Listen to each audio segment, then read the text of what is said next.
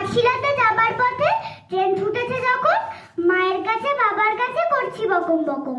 হঠাৎ দেখি মাঠের মধ্যে চলন্ত সব গাছে এক এক রকম ভঙ্গি ফোটে, এক এক রকম নাচে।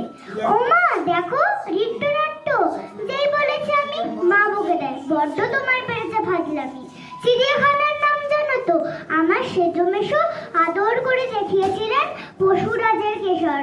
কদিন পরে চুন খসানো দেওয়াল জুড়ে দেখি ঠিক অবিকল সেই রকমই মূর্তি যেন দেখি। ক্লাসের মধ্যে যেই বলছি সুরঞ্জনার কাছে, জানিস আমার ঘরের মধ্যে সিংহ বাঁধা আছে। শুনতে পেয়ে দিদিমণি অমনি বলেন, শোনো এসব কথা আর যেন না শুনি কখনো। বলি না তাই সেসব কথা, সামনে থাকি খুব। কিন্তু সেদিন হয়েছে কি, এমনই বেয়াকুব আকাশ পানে আবারও গিয়েছে চোখ আটকে। শরৎ মেঘে দেখতে পেলাম রবীন্দ্রনাথকে। নমস্কার।